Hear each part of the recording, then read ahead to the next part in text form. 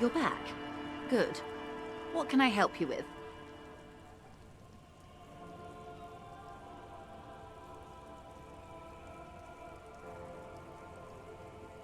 What? There was a touch of discomfort there. The pine and that. The Wild Pines group. She nods. I fear I've told you all I know. Is there anything else? She's not even asking you anything. It's so easy to just say. A takeover? If they're taking it... Green livery, changing into red, blot by blot. Like a cancer of the blood, metastasizing.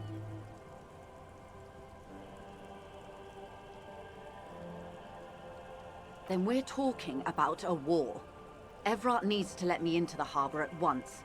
We need to talk about this.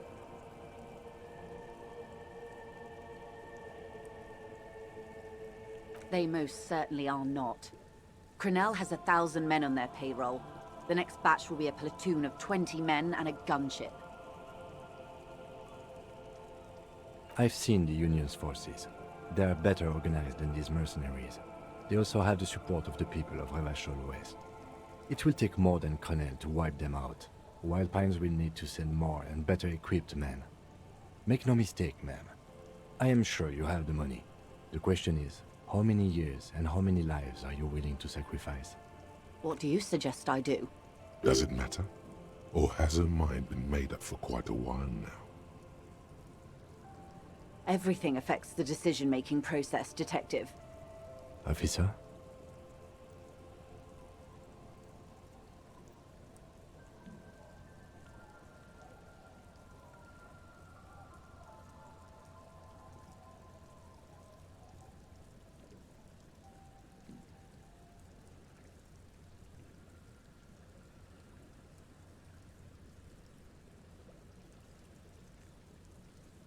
Do you think it's within my authority to give it to them?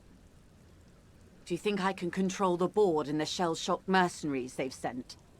What will I do? Her arms fall to her sides. Her spine relaxes. Did I ever tell you how they discovered this Isola? During our reality lowdown?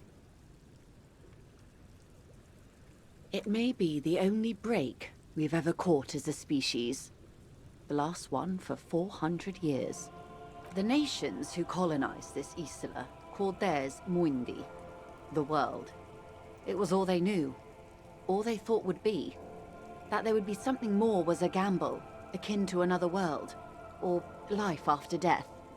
The Pale was thought to be impregnable, perpetual. Irene la Navigateur, the Queen of Suren, sent 8 expeditions, one after the other, into the mass at the edge of the world. 5 of the crews did not return. 2 did, but had lost their minds. It was anything but normal. There was no precedent. People thought she was punishing the admirals, or had gone mad, or both. Until after years of trial and error, and the development of a strict psychological regime imitating the creation process of poetry.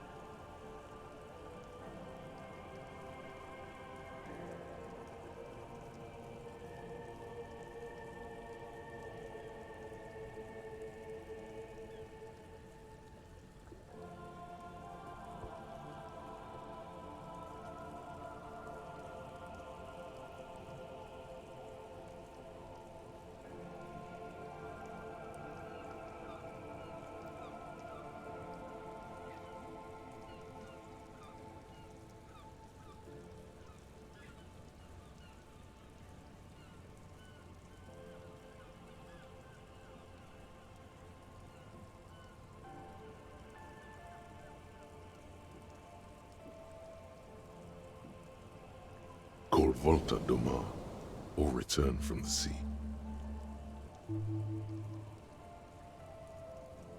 The 8th expedition returned sane and intact. They told of a new continent of matter. They told the Queen and her counselor, Dolores Day, that the Pale had begun to condense, day after day, hour after hour, minute after minute. slowly raining down until it formed a vast ocean. The air is cold and scented with petrichor. There are rain circles on water all around. Humidity crawls up your back like a piano trill. So does the lieutenant. His mouth is slightly open as he looks to the sky. The droplets feel warm, like spring rain. The phenomenon has never again been encountered. For a time, the crew thought they were experiencing a hallucination. The mass hand proclaimed, "Lancielinde, Lancielinde," the signal to wake up. But they could not. They were sane and conscious, as islands began to appear on the horizon. There are 78,000 uninhabited islands in the Insulindian archipelago, officer. The freckled face of God. You've thought it a million times. A total shift in human comprehension of reality. On the second day, a great skua was shot down above the flagship Elysium. The bird was preserved and brought back, along with pollen. 4 years later, the Queen's Counsellor was proclaimed Her Innocence Dolores Day, the elected world spirit.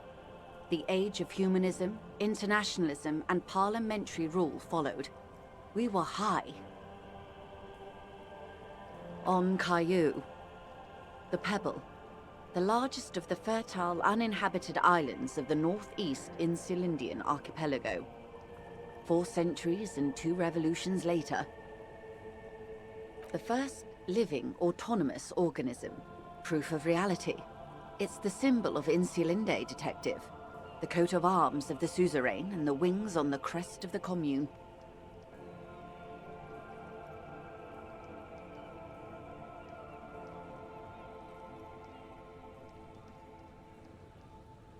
In your defense, it is a nasty creature who plucks food from the throats of lesser birds. Yet much like Revachol, it is also magnificent and rare. Imagine the suzerain of seagulls. The nations of Mundi proceeded to discover 5 more Isolae, or they discovered us, all in the rush of the great inter-Islary reconnection.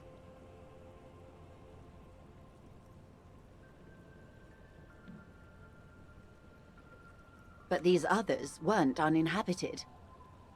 We had to kill people there, wipe out indigenous populations, gunboat economies, or they came to do the same for us, or had done to each other.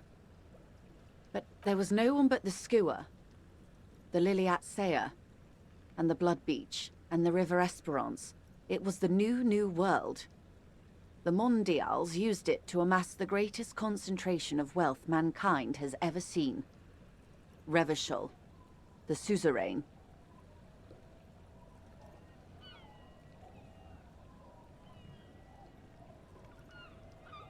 Revolution, poverty, and the mercurial rise of capitalism.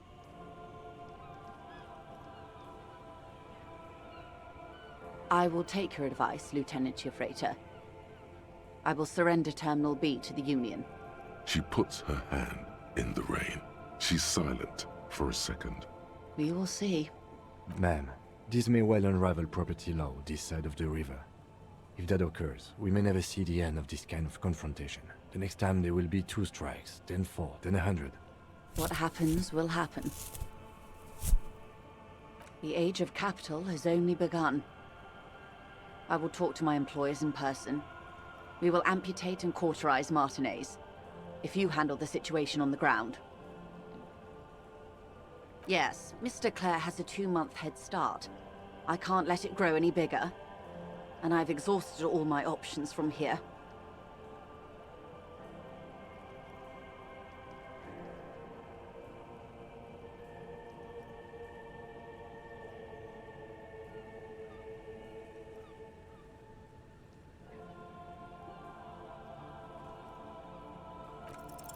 Do you know what this lady needs?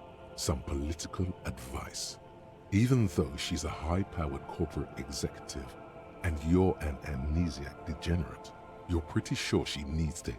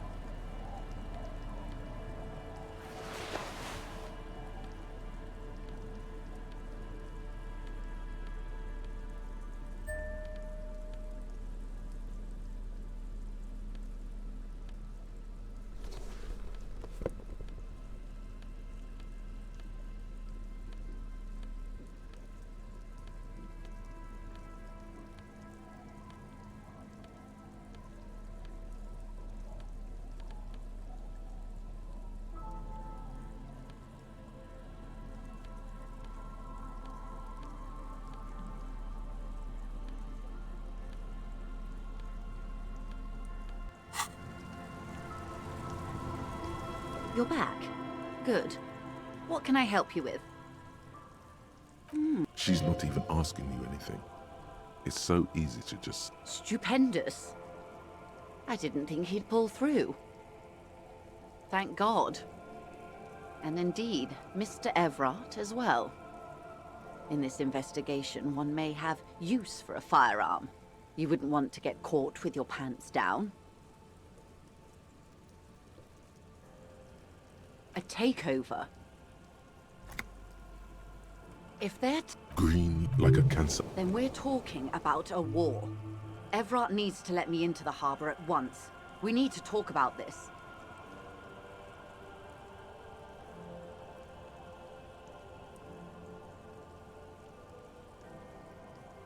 They most... I've seen. It will take. I am sure. What do you suggest I do? Everything affects the... Officer? Do you think... What will I... Hurrah. Did I ever tell you how they discovered this? It may... The pale... Each of those expeditions would have been led by an admiral. Sounds like a purge. Like she was purging her political rivals. There was no precedent for such an undertaking. People thought she was punishing the admirals, or had gone mad, or both. Until after years of trial and error, and the development of a strict psychological regime imitating the creation process of poetry.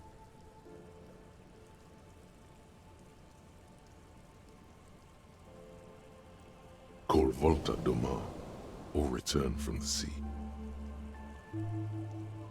The 8th expedition returned sane and intact. They told of a new continent of matter. They told the Queen and her counselor, Dolores Day, that the Pale had begun to condense, day after day, hour after hour, minute after minute.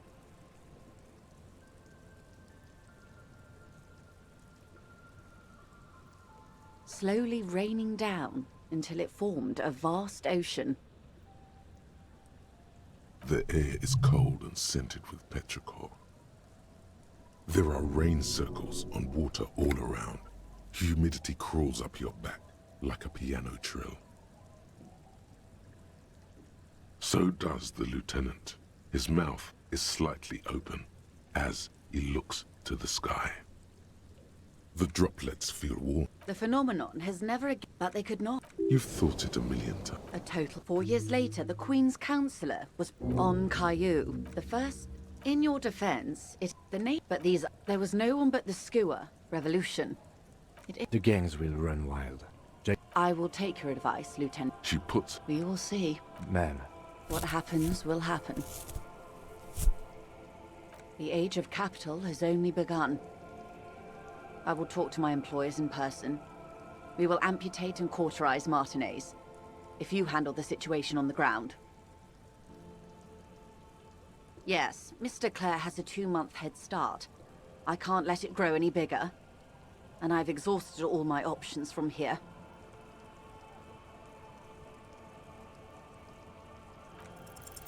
You know what this lady needs.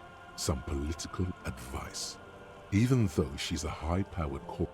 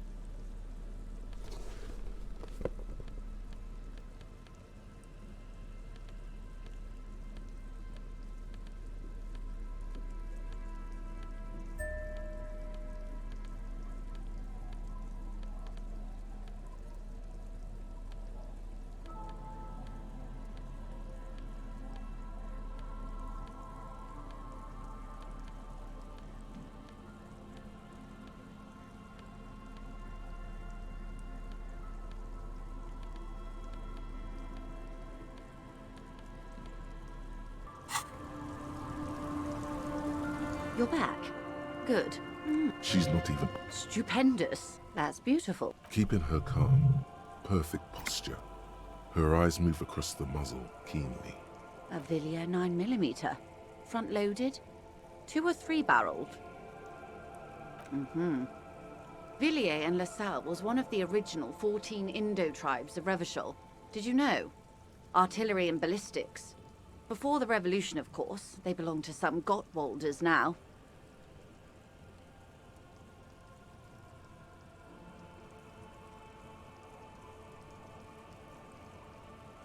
She phrases it as if it's a pity.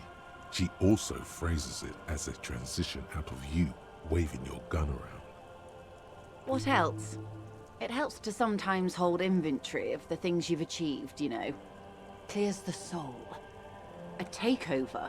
If they... Good, like a... Then they... It will I am... What do you suggest I do? Do you... What... Her... Did I ever tell you how they it made the pay... Each of... There were... Until... Call vol... The 8... Slow... There are red... So, the drop... The phenomenon... But they could... You've thought it a me... 4 years later, the Queen... On Kai... The first... In your defense... The Nate... But these are... There was no one but the Skewer... Revolution. The gangs will run wild. I will... She put... We will... Ma'am. What happened? The age of... Yes, yes. Mr. Clare has a 2-month head start. I can't let it grow any bigger. And I've exhausted all...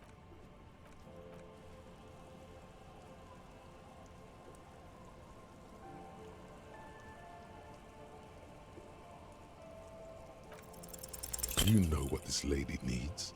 Some political advice. Even though she's a high... Harry, on the... Keep the... How far? The conf...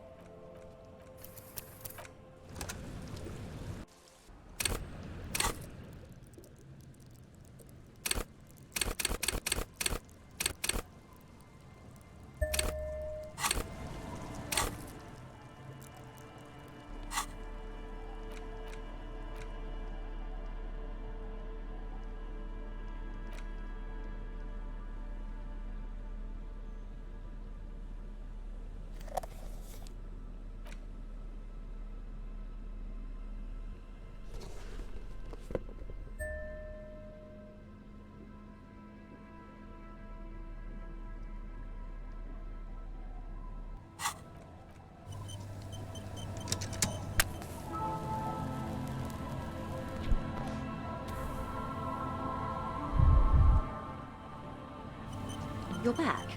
Good. What can I... She's not even asked. Stupendous. That's... Keep it... A Villiers 9 million. She What else? It helps to some... If they're... Good, like a cat. Then we're talking. They... I've seen. It will take... I am... What do you say? Does it matter? Or has her mind... Do you think... What will I do? Her... Did I ever tell you? The nation... The pay... Each of those expeditions would have... There was... Until... Called Voltadum. The 8th Slow... The air is... There are red... So, the drop... The phenom... But they could... You've thought it... A total... 4 years later, the Queen... On... The first... In your defense... The nation... But these... There was no one but the revolution. The gangs will run wild. She put... We all... Ma'am. What happened? The aid... Yes. Mr. Clare has a 2-month head start. I can't let it grow any bigger. And I've exhausted all my options from here.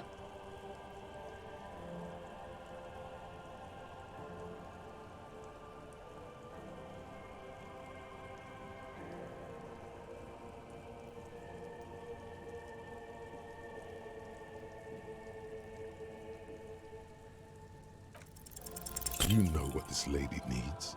Some political advice. Even though she's a high-powered corporate executive, and you're an amnesiac degenerate, you're pretty sure she needs to hear your opinion on this. Harry, I will try keep the best interests of... Keep the people... How far?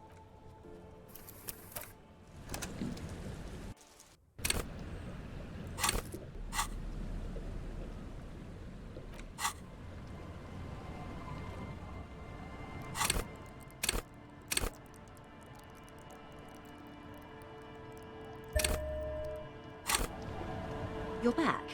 Good. What can I help you with? She's not even asking you anything. That's beautiful. Keep it... A Villiers 9... She... What else? If... Good, like... Then would they... It will... I am... What do you... Does it matter? Do you... What... Did I... It make... The... Each of... There was... And... Called The 8th Slow... There are... So, the droplet... The phenom... But they could... You've thought... A total... 4 years later, the Queen... On Kai... The first... In your defense, but there was no one but revolution. It is. The gangs will run wild. I will take. She put We will. Ma'am, What happened? The age of capital has only begun. Yes, Mr. Clare has a 2-month head start. I can't let it grow any bigger. And I've exhausted all my options from here.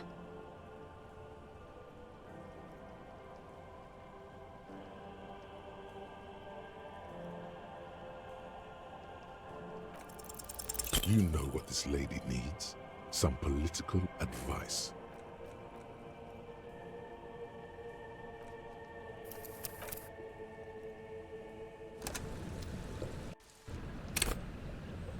You're back. Good. What can I help you with? She's not even asking you anything. It's so easy to just say. Of course, Detective.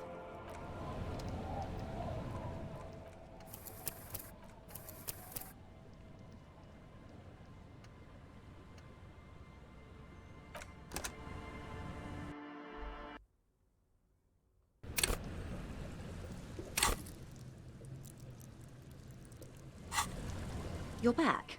Good. What can I help you with?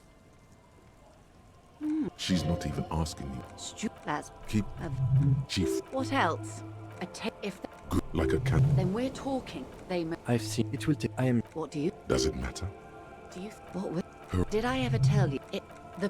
And... call. The 8 slow... There are rains, so the The phenomenon... But they... you've thought it. Attack for you. On Kai... The first... In your... On Kai... The name... But these... There was no one but this... Revolution.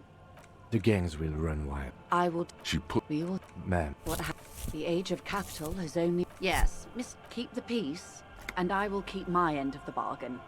how far along is Cronell's investigation? A confrontation is imminent.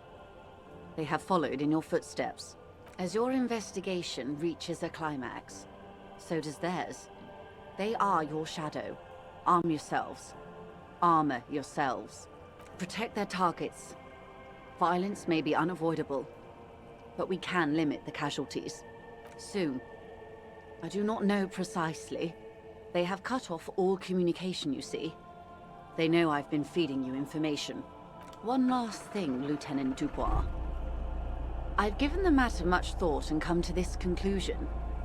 You're not an amnesiac. You're insane. I know, because I, too, am insane. I just hide my illness better. No, Detective. No one's as insane as you. Don't worry, madame. I am very sane. I'm overexposed, baby. My travels take me through the Pale dozens of times a year. I've got the longing, and I've got it bad. The same strict psychological regimen the 8th Admiral developed when he crossed the Pale and discovered this Isola, the Volta do Mar. It's used by inter-Islary travelers and other troubled souls, even to this day. You could use a little of it yourself.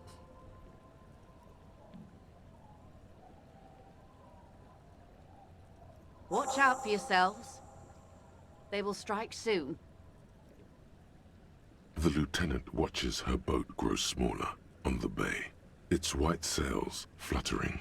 You wonder what Everard has to say about this.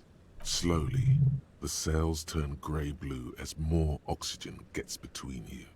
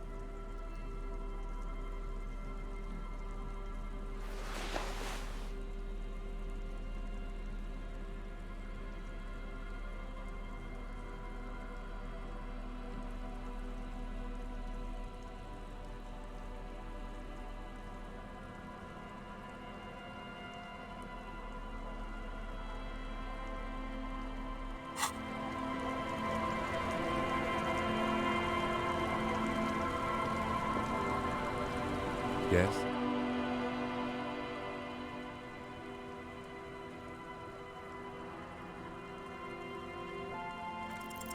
Only banal things strike one you should be ashamed of.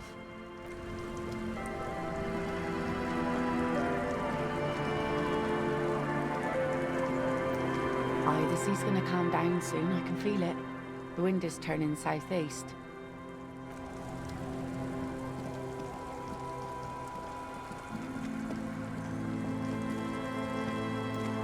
Our tenant, the policeman.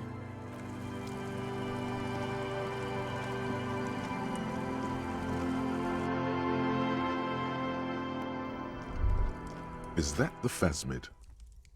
It looks like the phasmid, leaning against the wall. Wait, what if this is the fishing rod situation all over again? It's not the phasmid. It's not even organic. It's a fire iron. How disappointing. Right? You'll have better luck next time, though. The phasmid, finding it is your destiny. Mister, what were you doing in my fireplace? Oh. Okay. Luby. Raluby. My mom tells me I'm a big girl, but she doesn't know that I can't say Earl. Or like, sometimes I can, but then Uller. Kids. Bye!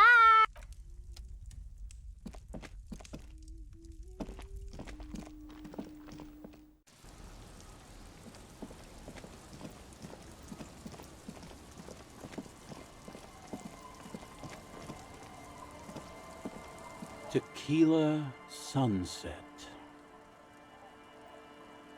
Can't really remember seeing any women after losing my keys. He really has no idea who this Ruby is, sire. Don't call her. There's no waking him from his stupor. His mind is elsewhere. The legend! He's back. And firstly, I got smokes and piss and a little speed to spice things up.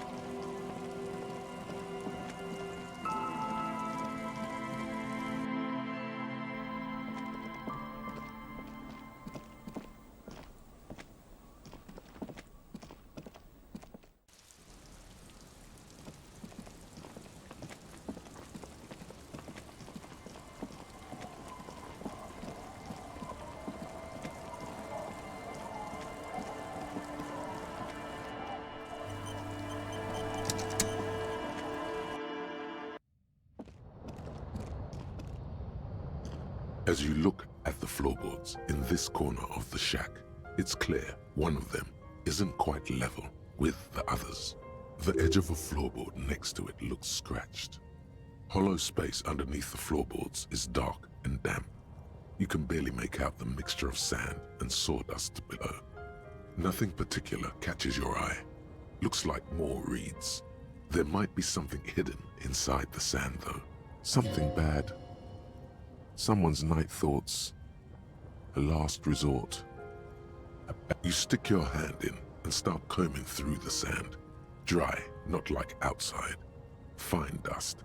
And then, something hard wrapped in paper. A small cylindrical object. You pull it out.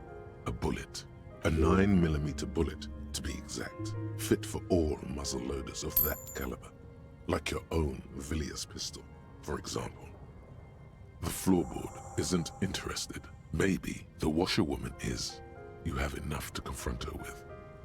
It's extra ammunition. She's locked and loaded, ready to fight some cops.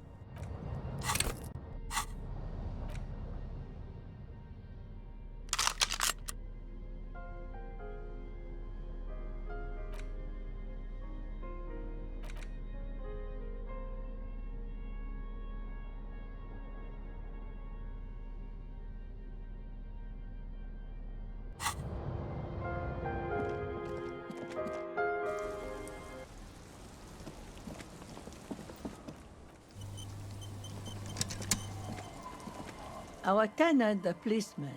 I hope the waves don't keep you up at night. Damn that girl.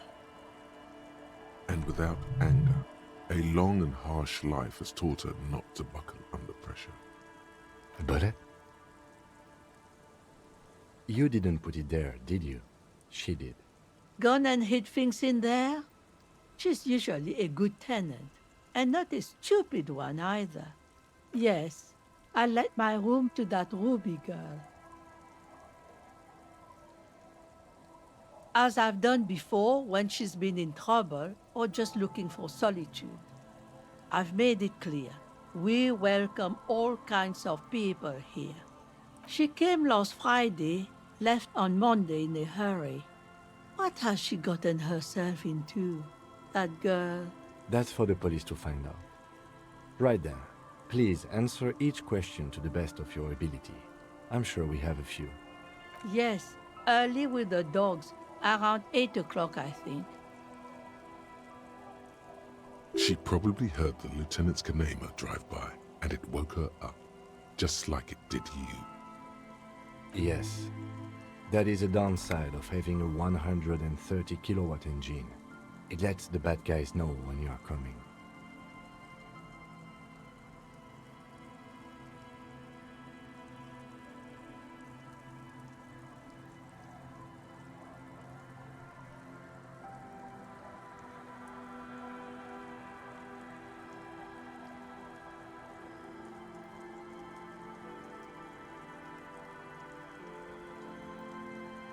I cleaned it, like I always do. No, The truth, sire. she's good company. Knows how to talk to an old woman.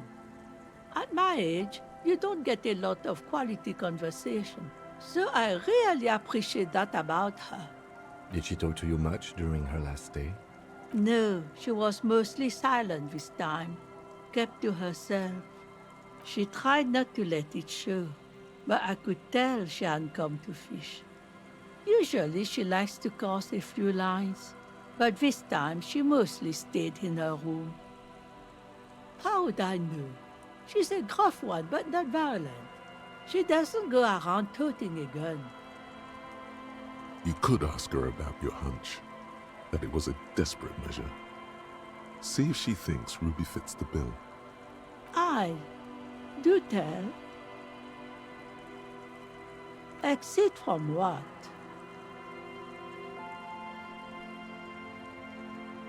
The lieutenant stops writing for a moment. He looks at you, then at the old woman. No, she's a fighter. She really believes that. Nothing of the sort. Sure, she was no stranger to the bottle. She fit in that way. But I only knew her to have a beer on the beach while watching the sunset. She isn't what you'd call a drunk. Even offered me some from time to time. Said it was part of the communal life. But I never saw her lose control of herself, the way some people do. Not that I know of, though she was into nice music. She once showed me a few mixtape milieux she'd made. Although I guess she was pretty handy with the mechanical and technical stuff. Even fixed the heater in the shack. You should be thankful for that. She may simply have kept the equipment elsewhere. I don't know. Further up the coast, she tried to leave quietly, but the hinges on that door screeched like a cat in heat. Woke me up. I heard her rushing in those heavy boots, heading up north. It's a peninsula. She might be trapped. You'll never find her, you know. She knows the coast like the back of her hand. You only just arrived. I wouldn't worry about that, ma'am. We are persistent. Are you sure you would rather stay here? Get a nice cozy fire going in the heater? Seems like a better idea to me. The failed electric mural. You feel like you should go look at it again. Step closer this time.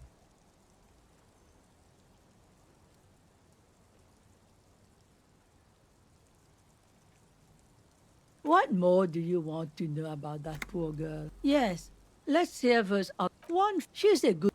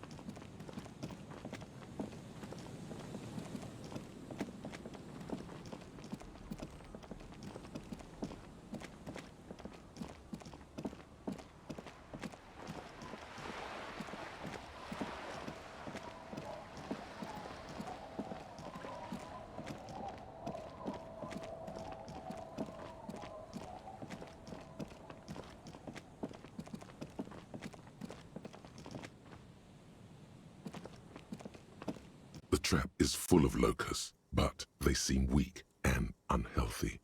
A few lie on their backs with their legs twitching. Still, no phasmid.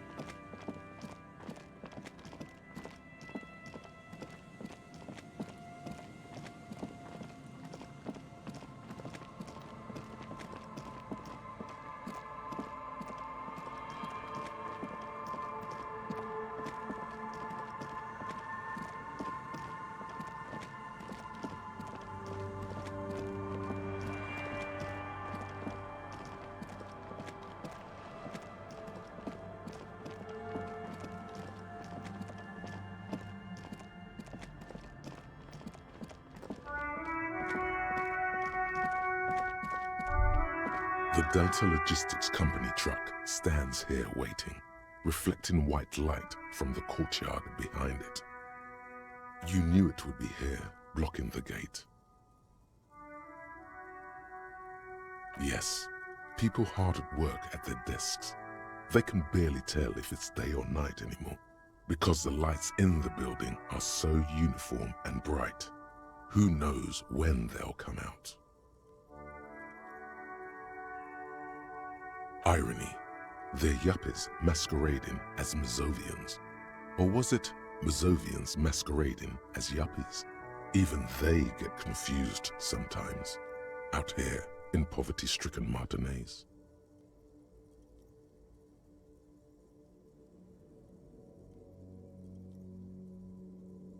Because this is a place of mystery. A mythical cocaine skull could hardly be of any consequence to our ongoing investigation. You can come back to it on your own when we are done with this case.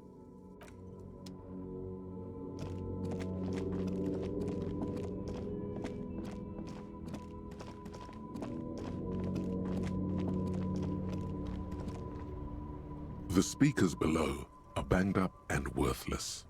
The sneakers triumph over them. They're the star of the show here.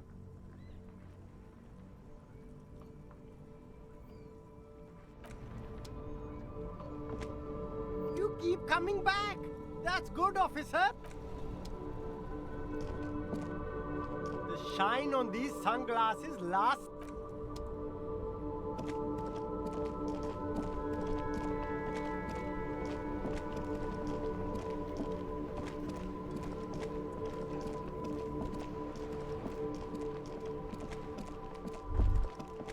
You think you have a pretty hot suspect right now, don't you?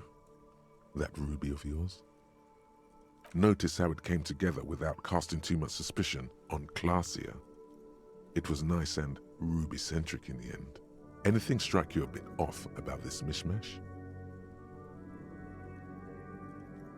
Absolutely. It could have come from anywhere, but you're suddenly so certain it came from the roof behind the window. Good point. It is rather rare these days, but do continue. True. Strange how you conducted the whole advanced ballistics analysis and then hand-waved it. Notice how this hasn't come up at all. Even Hardy and his boys didn't mention it. Neither did you. That's right.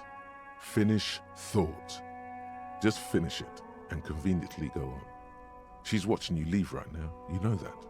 Free as a bird on that roof, lighting up a cigarette and thinking, am I glad Ruby's in this shit and not me? Don't listen to this guy. The theory was solid. He's just jealous. Move on. It's no use harassing her further.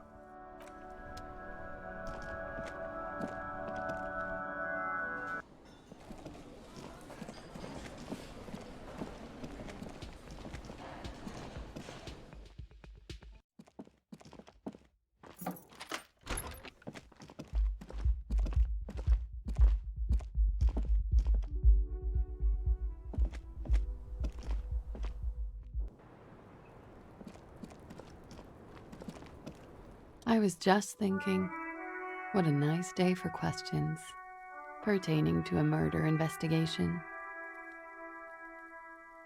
Oh.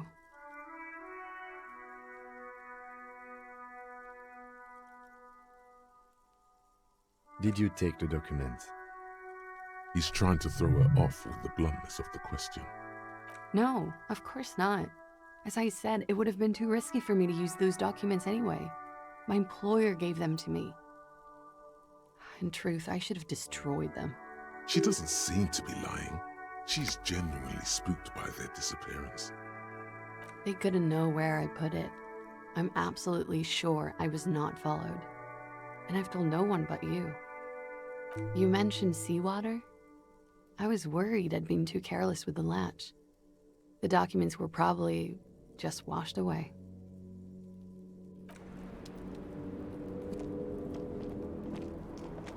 The same small, heavy door.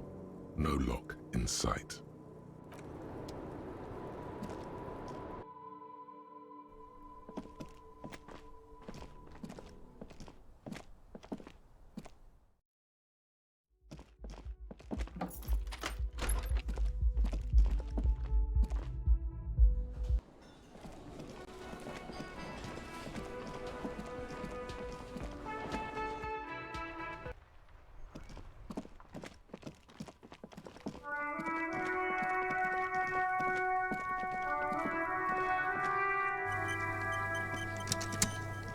Fuck, does Kuno care?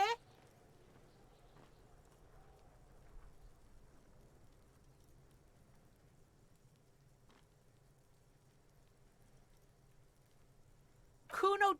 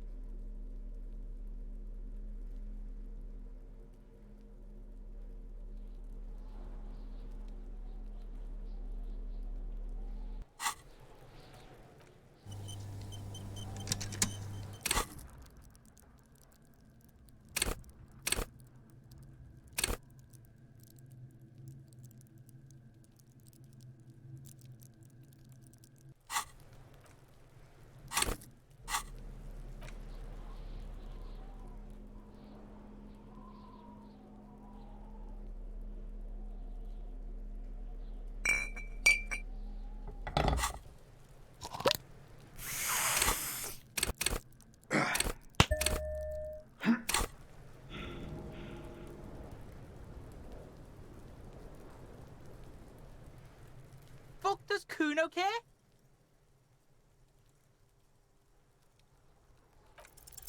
What's going on? Is an ungovernable youth on your crime scene, throwing around incendiary language. Trying to Kuno. Normal is not what we got here.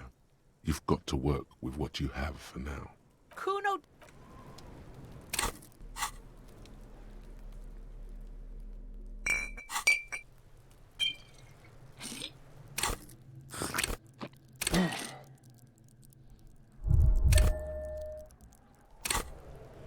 Fuck does Kuno care? It's not Kuno. It's Kuno S. Kuno S is by far the worst of the two. Kuno has no problem being near you, but the other hides behind the fence, afraid for her life, like she's done something very bad. She came up with that psychopathic scheme of screaming for help before. Kuno just wanted to talk to you about his name. Kuno S was the one who wound him up and directed him. Also, Kuno hasn't stopped talking to you, even enjoys it from time to time. When you talk to the other one, it's like talking to a cornered animal. She only hisses and says murder was the case that they gave her. And then there's the fact that she's a girl and appears to be a little younger, certainly smaller. And yet Kuno is afraid of her. What's up with that, Kuno? All in all, Kuno respects madness. You cannot hope to outdo her on that front. You must win yourself a few minutes with him alone. Fuck you whispering about? He's whispering too. He's going with it. But watch what happens. Fuck you whispering about? She puts extra stress onto that word, expecting it will make you uncomfortable. If Kuno wants to whisper, he's gonna fucking whisper, okay? Let's whisper, pig. This is it. You've got him. But be careful. You can still fuck this up. Don't make Kuno look bad in this.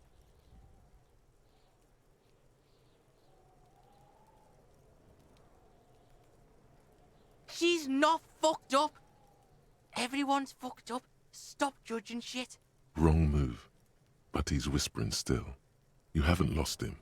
Just don't mess up again. Or you will. There are no guarantees here. It's okay. The pig's trying to pit us against each other. Not gonna let him do that. Idiot. You bungled it up. That's it. You let him off the line. That was a bad, manipulative thing to say. You should understand. I got you this far. I couldn't get you all the way. Try to fuck my Kuno! Try to fuck my Kuno away! Me and Kuno are tight. We ride for life.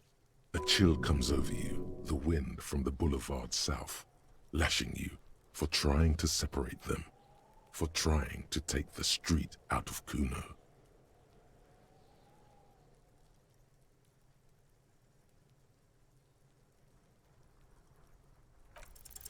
You were too pushy last time. Think this through. Try to really understand the psychological bond Kuno has with Kuno S. Just look. While Kuno has no problem being near you, she always hides behind the fence, afraid for her life. Like she's done something very bad. She came up with that psychopathic scheme of screaming for help before. Kuno just wanted to talk to you about his name. Kuno S was the one who wound him up and directed him. Also, Kuno hasn't stopped talking. And then, all in all, Kuno respects. Fuck you whispering about? He's whispering too.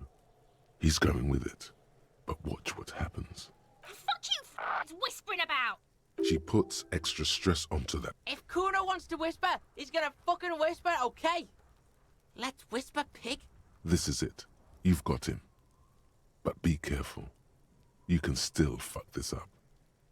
Don't. Crazy? You don't know the half of it. She's not crazy. She's insane.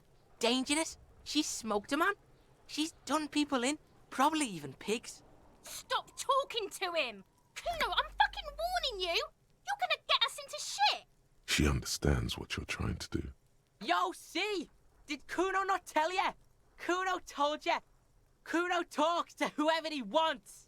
Talk, pig. Kuno's got it under control. You did it. They're separated. He's even turned his back to her so she can't read his lips. Fuck. She can read lips. You should cup your mouth.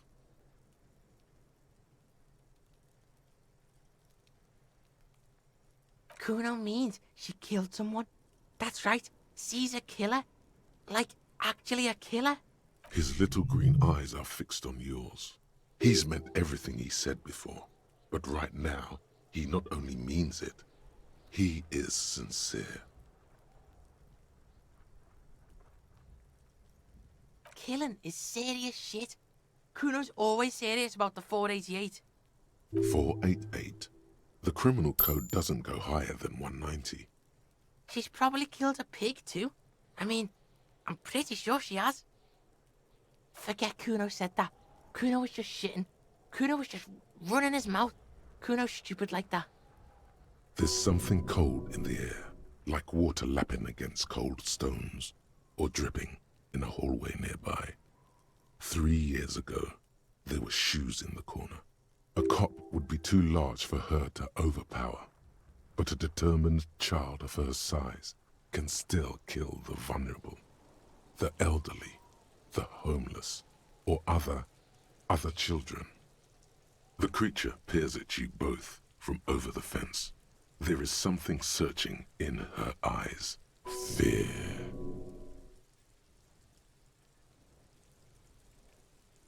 Kuno falls silent.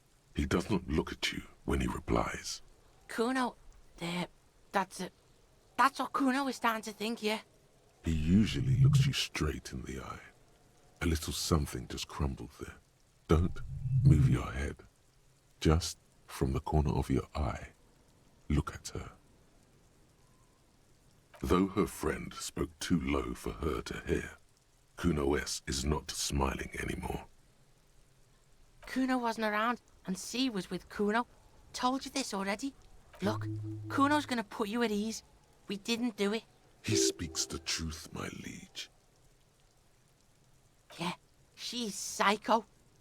None of that kiddie psycho. Cat burning shit. She does the real deal. Snuff radio shit. Believe me, pig, you don't want to know. And he doesn't even want to think about it. This isn't just another boast. Fuck knows. She says it's the song of her people or some shit. Crazy people. The fucking Nakis. I don't know. It's Suruese. The Suru are an indigenous ethnic minority in the social democratic powerhouse Vasa on the tundra and tiger-covered Isola of Katla. Far, far away from here. As far as possible, really. You mean evil little red-haired people like her? Yes, they do. The Suruese have that ginger gene.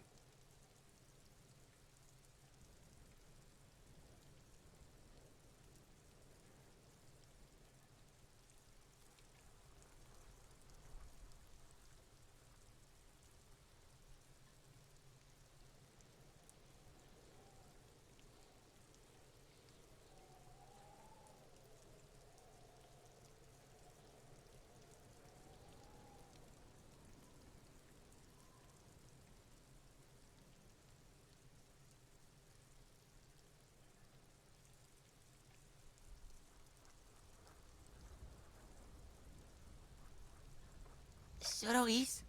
Like that man from Helmdall shit? She could be. She could be that Helmdall shit.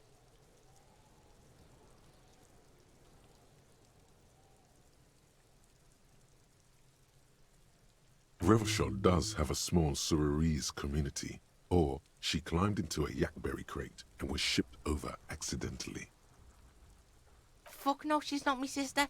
She's just a stray who got in, like a mad dog or some shit.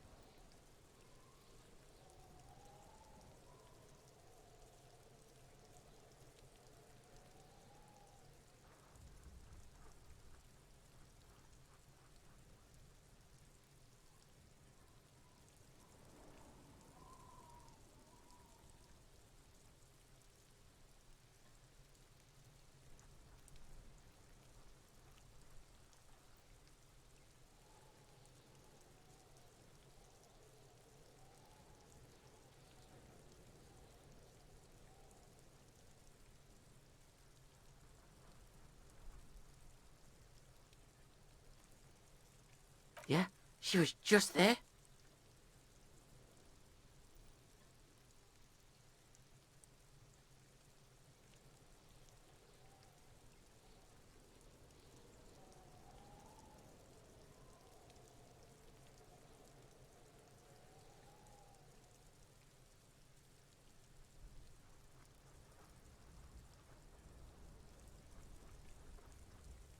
What was that, Kuno?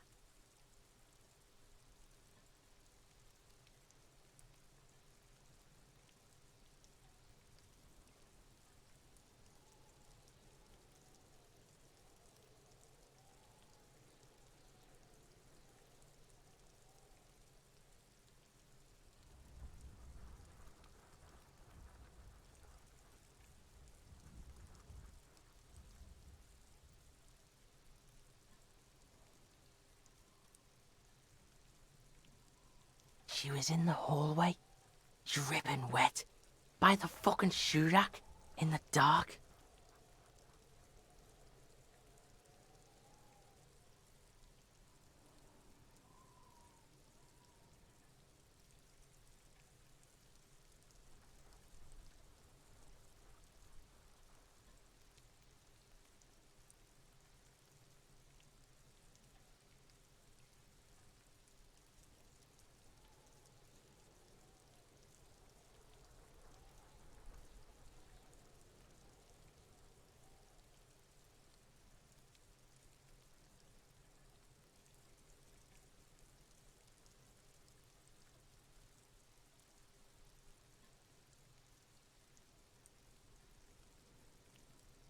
Yeah, that's the place. She was just balled up near the closet, psycho style. Kuno's got no fucking idea. Her hair was all wet. I think she pissed on the floor too. She was there for 3 days, in the corner, every time Kuno went out. I dunno. Someone left the door open. Kuno comes home and she's sleeping under the desk, under the pile of clothes, like a dog. Someone left the door open. It was him, by accident or on purpose. Kuno's dad doesn't give a shit. Doesn't even see her there, or thinks it's fucking Kuno. Shit's all on Kuno. How's Kuno dealing? Kuno's dealing just fine. He doesn't need you fucking with any of it. C doesn't either. Kuno's got this shit under control.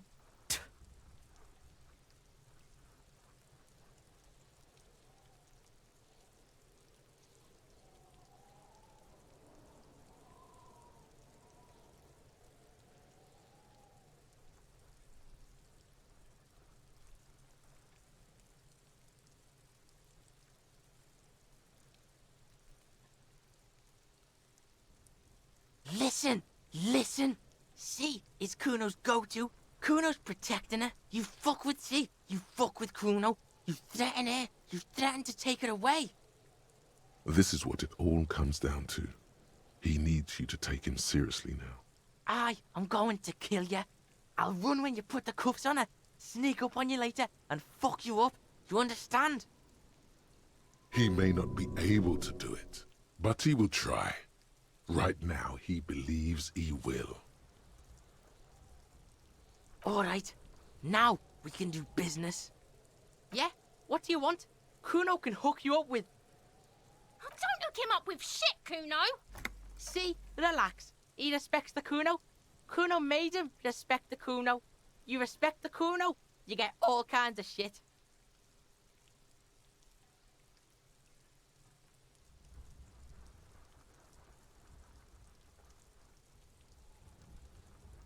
Kuno's gonna get you hooked on illegal narcotics if you run a little errand for the Kuno.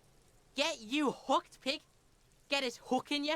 Then Kuno gonna get you hooking for more. Cash in big style. Pig hooker.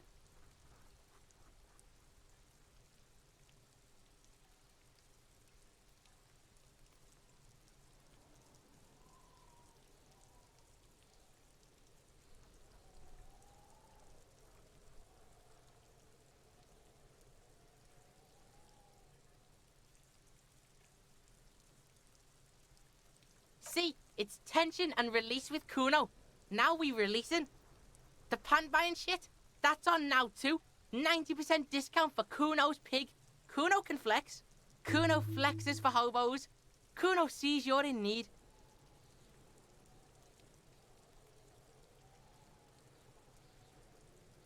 Kuno gets it from his dad. Kuno and his dad are major suppliers. That's where Kuno gets his lightning on. Problem is, Kuno and his dad had a little falling out. Now junkies clawing at Kuno's door. Streets going mad. Kuno's got to throw his dirty popo man at it. Dirty popo man is you. In there is Kuno's violent dad on steroids. Kuno's dad does steroids and speed. If you can take him, you can have half of the speed.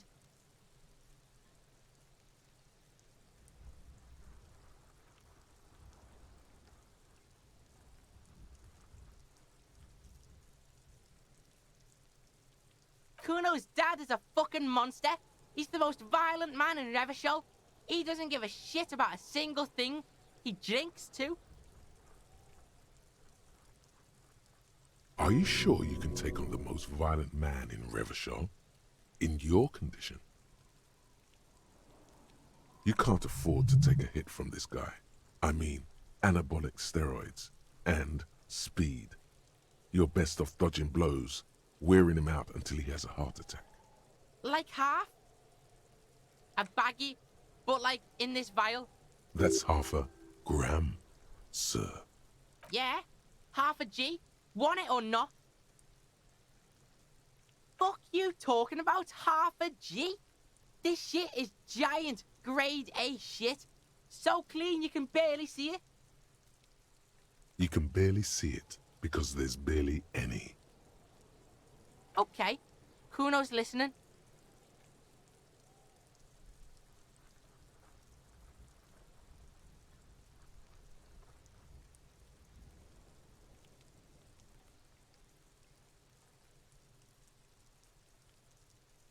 Sure, whatever. If you survive, make sure to bring that shit back to Kuno. Kuno's almost out. You wouldn't like the Kuno when he's out. Just get in the apartment building. Kuno knows you already fucked your way in.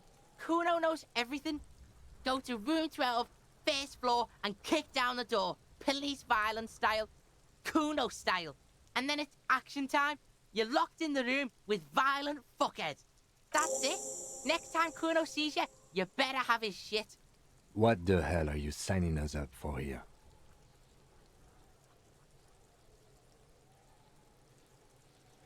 Okay then.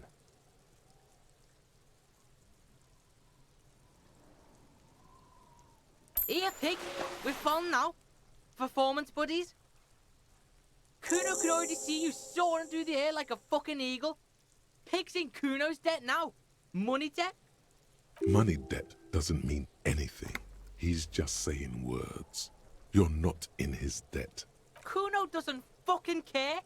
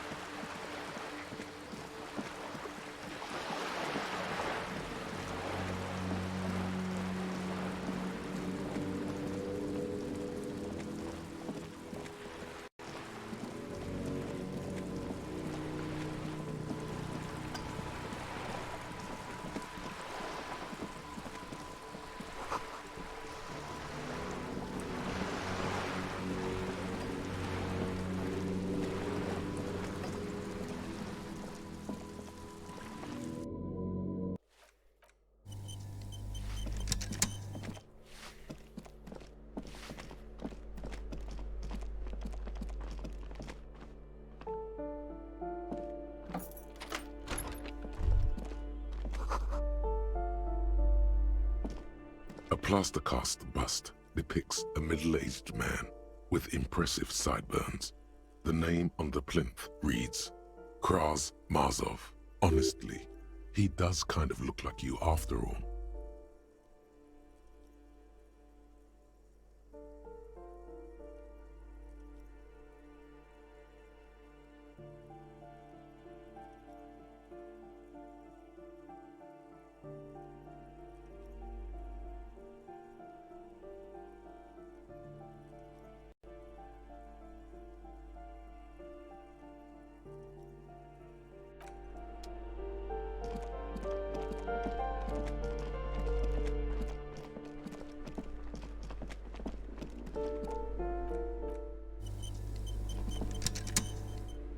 A shabby door hangs oddly on its hinges, secured to the doorframe with a safety chain.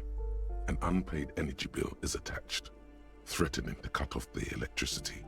It's addressed to Mr. Uno Doroita. And the place comes with 3 months' worth of utility bills.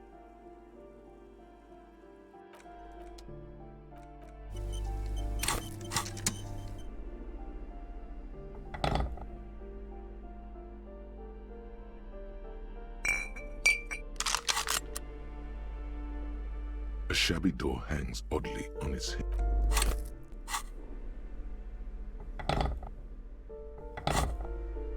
A shabby door hangs oddly.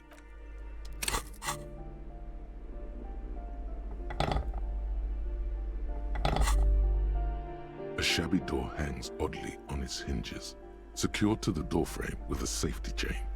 An unpaid energy bill is attached. Snip. The cutter goes through them like dead leaves.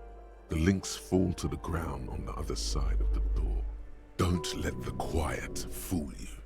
The beast is in there somewhere, ready to rip you to shreds with a broken bottle. I know there's no stopping you, but let's at least make this quick.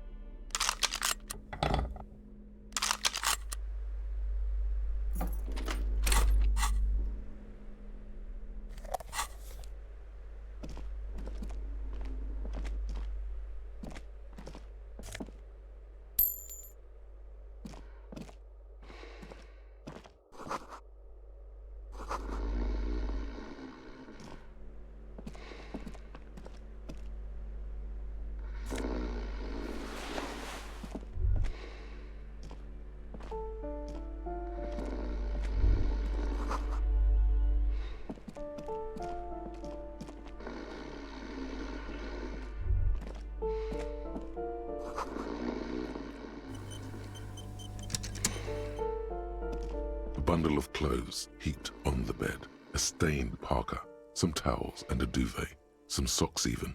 In the dark, it looks like a nest.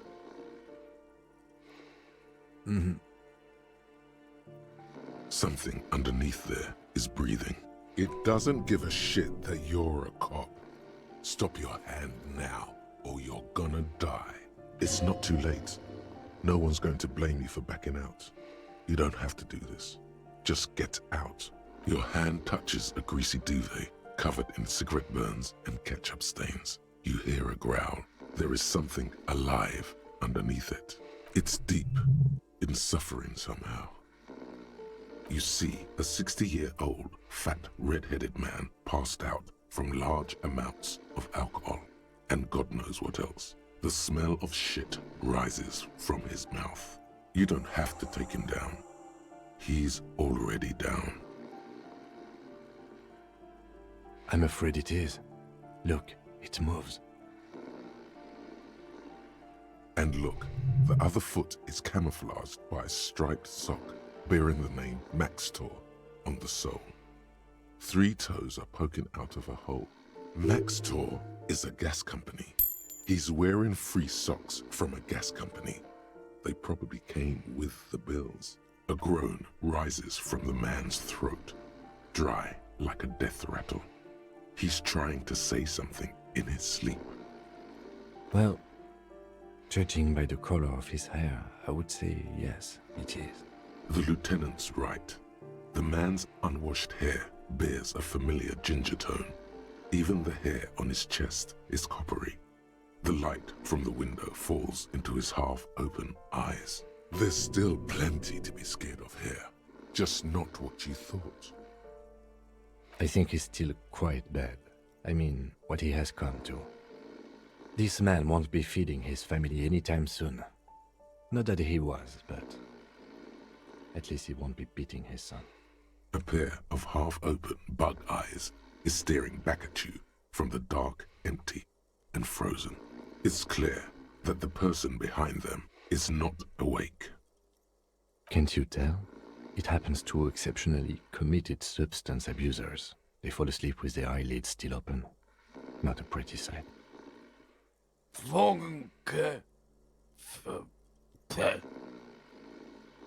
Look, he's trying to communicate.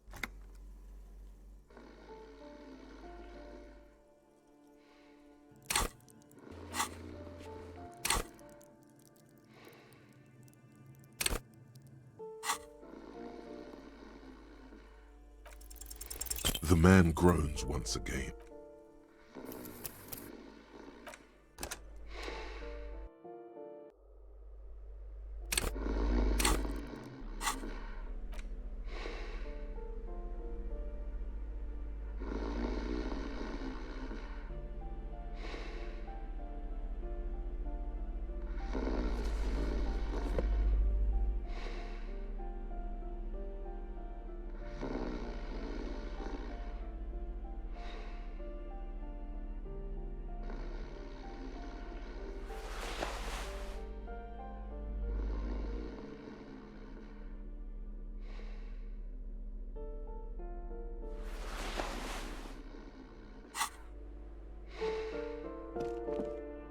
Bundle of in the dark. Something. It's not too late. Your hand. It's deep. You see. You don't have. I'm afraid. And look. Next, a groan rising. Well, there's still. I think this man. A pair of half-open bug. Can't you tell? Look, he's trying to communicate. What is there to do? We could turn him on his side so he doesn't choke on his own vomit, but he's already on his side.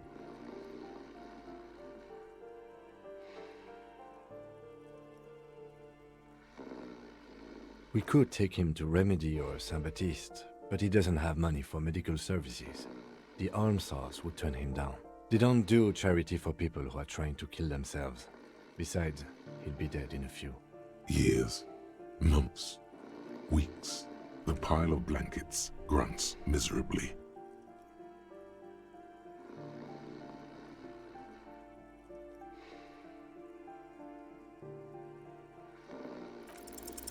The man groans once again, but his tongue keeps failing him.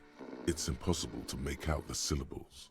A hand emerges from the blankets, trying to gesticulate something.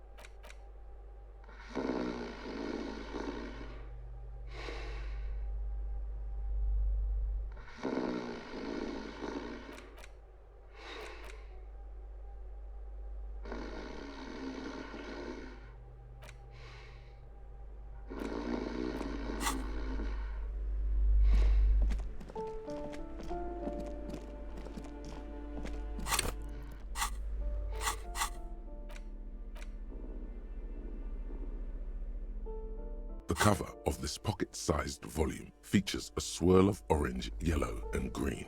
The title, A Brief Look at Inframaterialism, is set in an authoritative yet approachable serif font. What an interesting color palette.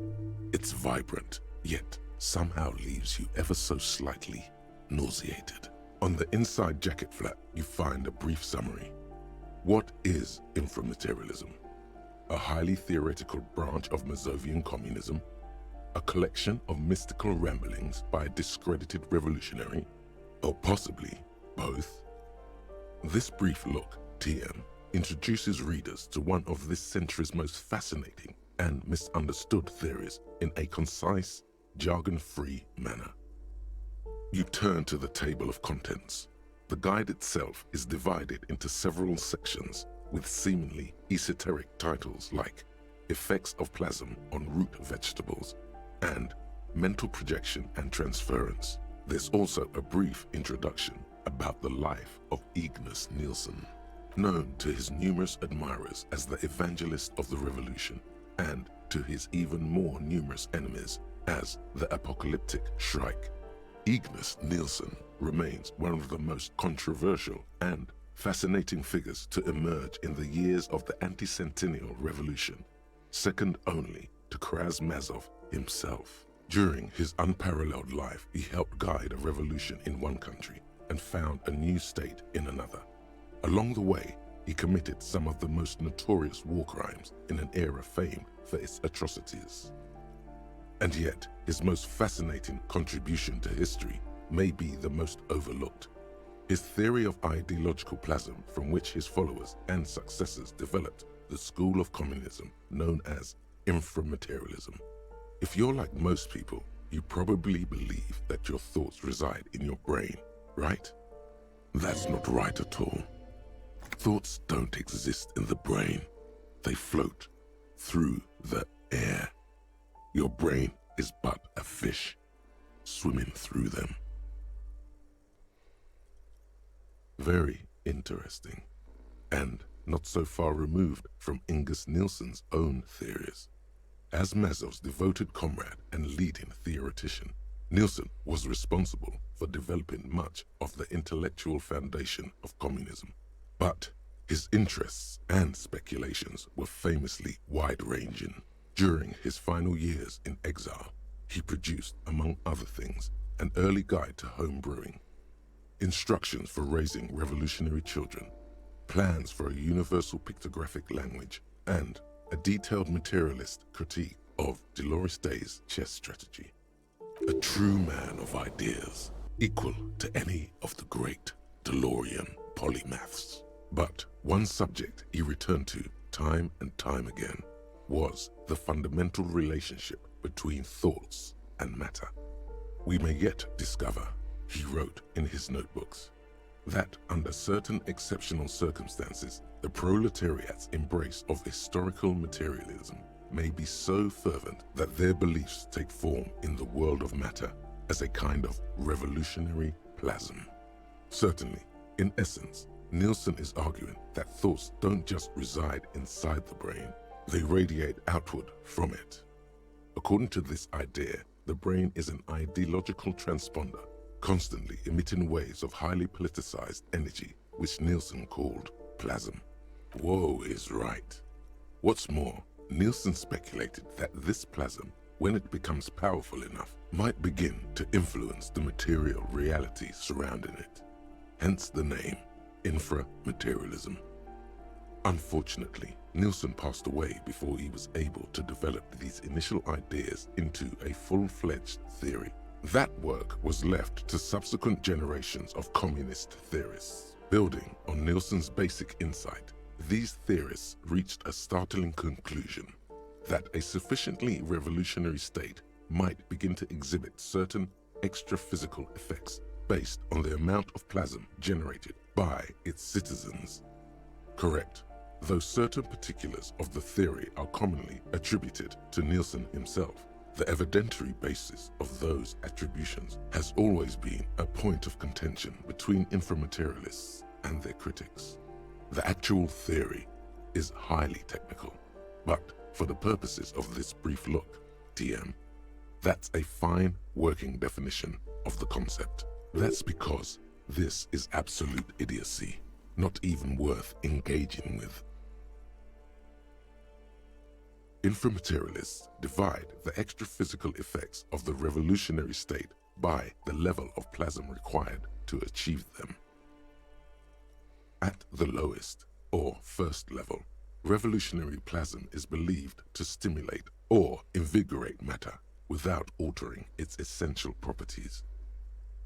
Precisely, though plasm does more than increase vegetable yields, It may also influence the physiology of revolutionaries themselves. It's also been postulated that plasm may account for the remarkably full and manly facial hair observed on some communist males. Of course, inframaterialists argue that revolutionary plasm may stimulate human physiology in other ways as well.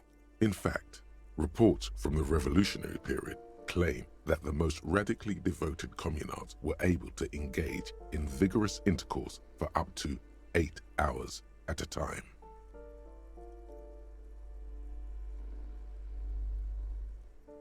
"8 hours? There's no way. Your equipment would be mashed to jelly. No wonder the communards couldn't shoot straight. They were too shagged out. Hyperproductive vegetables and ultra-horny communards are fine. But this theory hasn't quite gotten strange enough for you. And on that note, you feel like you've gotten the general idea of inframaterialism, enough to carry on a basic conversation at least. But if you'd like to go even deeper into some of the more speculative aspects of the theory, you could always read further. Of course you want to go deeper. What else are you here for? The book fits quite snugly into your palm. It would also fit comfortably into a jacket pocket. You flip forward a few pages until you come upon a chapter titled Mental Projection and Transference. When a community has achieved a sufficiently high degree of revolutionary fervor, inframaterialists believe that second-level effects may be observed. At this second level, certain hyper-revolutionary individuals may even develop the ability to extend their thoughts into material space and vice versa. According to inframaterialist theory, yes. Under suitably revolutionary conditions, that is.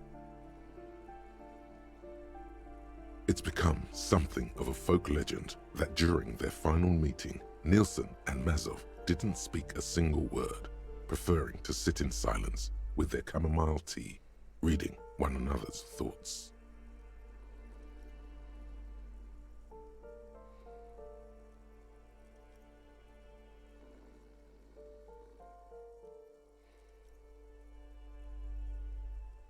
One of the minor tragedies of the late revolutionary period is that few reliable accounts survive. Much of what we know of the communards' activities during this period come from memoirs and second-hand accounts, some only written down decades after the fact, and of dubious authenticity. Because plasm has never been directly observed, the exact mechanism behind these effects remains entirely speculative. In other words, there's no evidence that any of this mind-reading stuff is real. Most inframaterialists would argue that the inability of skeptics to detect plasm is simply evidence of their own insufficient revolutionary enthusiasm.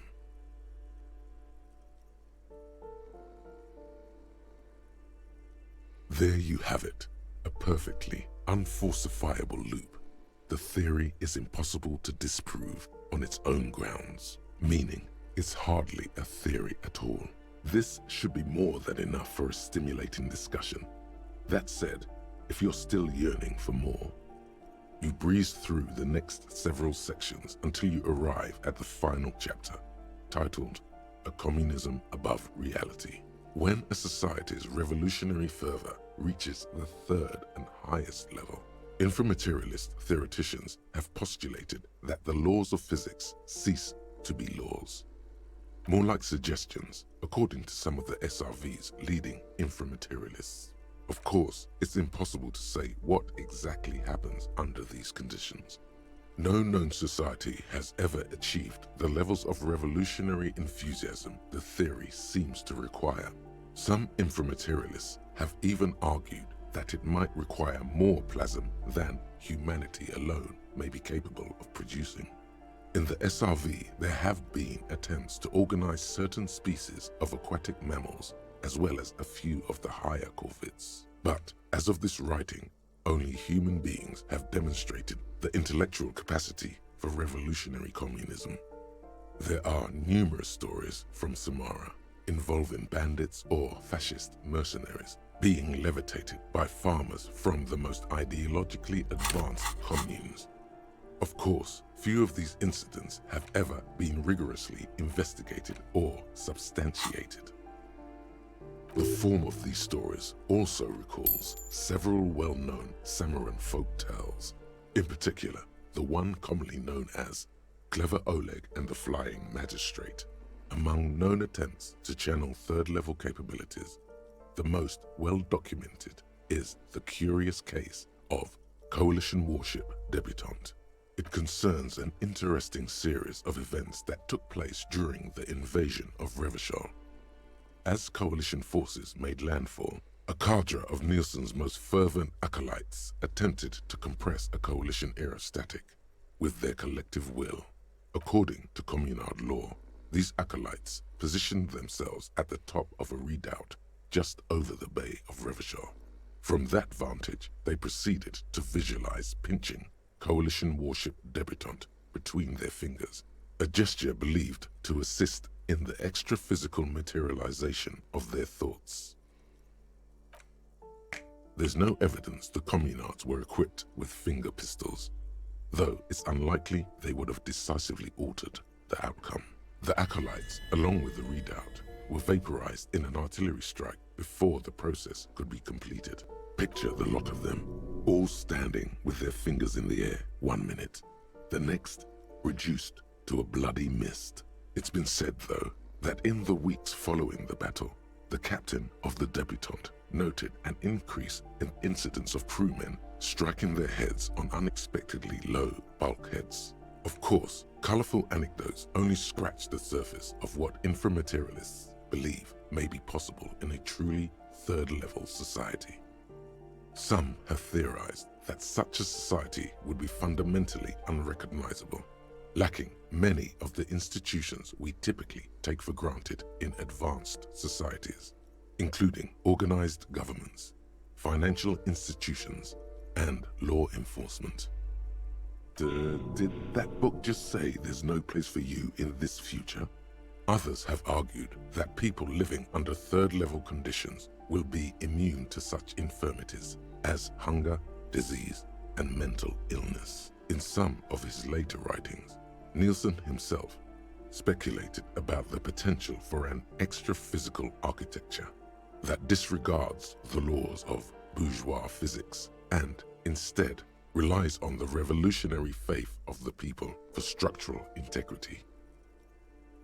Precisely, Nielsen observed that the financial system operates on the same principle of faith. So why not an architectural system? On the following page, you come across a few black and white reproductions from Nielsen's own notebooks. One sketch depicts a government ministry shaped like a great inverted pyramid, a hectare in width at the top, balanced atop foundations the size of common apartments. Another depicts a leaning tower wrapped in a dramatic helix. The caption beneath it reads, "The Tower of History." Something about that tower looks awfully familiar. Could it be that's what the students were trying to recreate with the matchboxes? In the corner of one of the reproduced notebook pages, you can make out the following words, written in Nielsen's distinctive slashing script. A state that has lost the faith of its people has forfeited the right to exist. There is no more.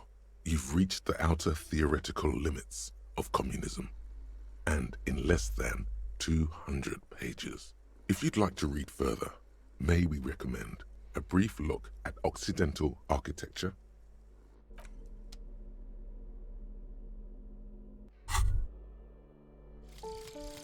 The precarious world. How not to lose. It is impossible not to. The world is balanced on the edge of a knife. It's a game of frayed nerves. You're pushed on by numbers and punitive measures, pain, rejection, and unpaid bills. You can either play or you can crawl under a boat and waste away, turn into salt or a flock of seagulls. Your enemies would love that. Or you can fight. The only way to load the dice is to keep on fighting.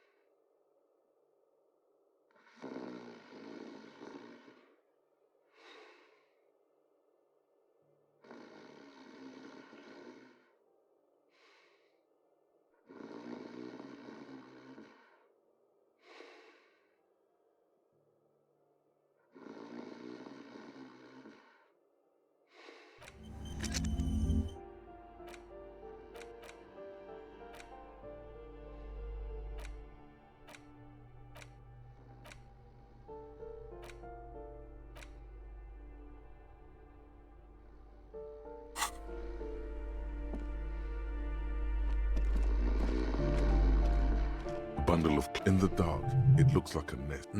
Something it does. Your hand, you see, you don't have. I'm afraid. And look next to a groan rises from. Well, the loot. There's still plenty. I think this man. A pair of half. Can't you tell? It happens to a. Look, he's trying to. What is there to do? We could take him. They don't do. Years. The pile of blankets grunts miserably.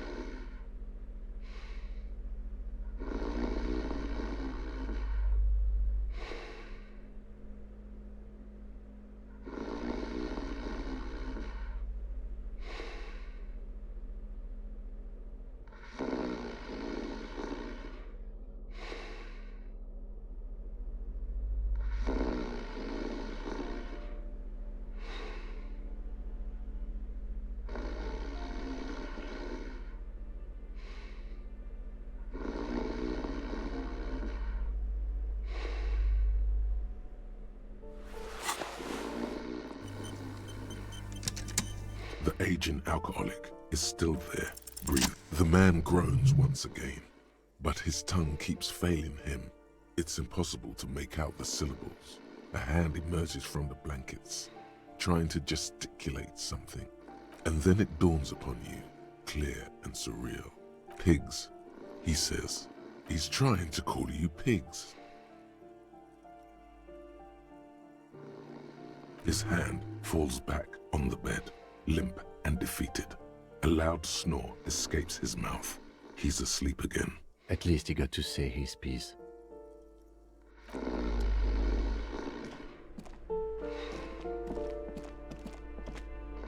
A phone book lies open on the table, covering a stack of utility bills. Right next to it, in plain sight, sits a small bottle of amphetamine, conveniently equipped with a straw. Good. Confiscate it. You pocket the bottle as if it were the most natural thing in the world.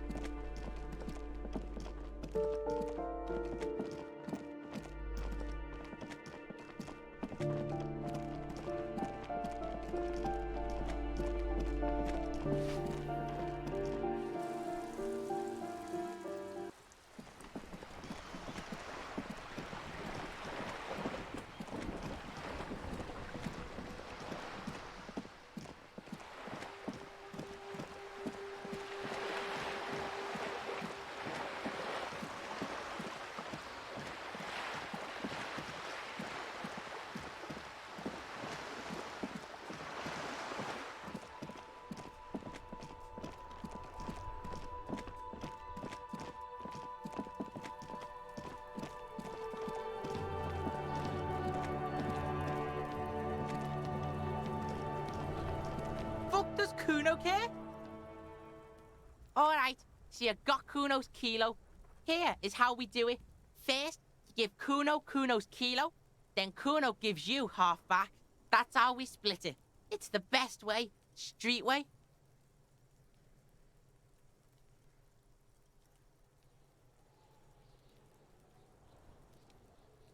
Word on the street is, you sent your little friend in dressed as a hooker, distraction style.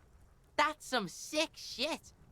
Not a single muscle moves on the lieutenant's face. Kuno wants to hear all about it, but first we split the kilo, then we shoot the shit. The fuck are you talking about? Getting Kuno all worked up for nothing? Kuno fuck does Kuno? Alright, that's how we split it.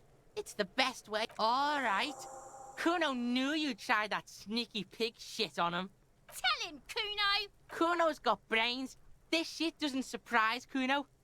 So Kuno's gonna give you one more chance. Know this, pig.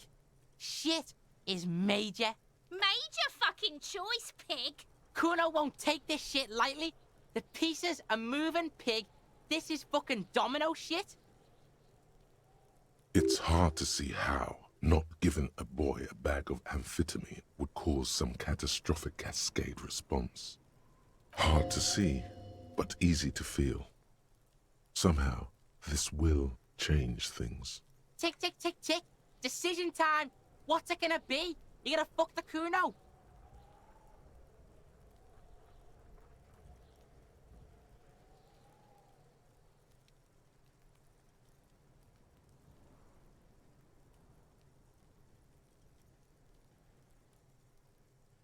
Alright. You fucked the Kuno. Everybody, Kuno got fucked by his pocket pig. Just when we getting our business on, the pig throws it all away. I told you he can't be trusted. I told you. I told you he'd steal the shit. Relax, see? We got plenty of kilo. Kilo underground, in the tree. This ain't about that.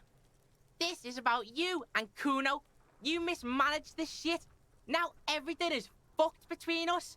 How are you gonna make this up to the Kuno, huh? There is genuine disappointment below the act, sire. In truth, Kuno doesn't really believe there's anything you can do to make up for this. The damage is irreparable.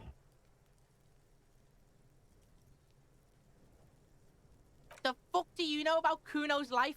Kuno's got plans. Get the fuck out of here. Yeah, we got plans.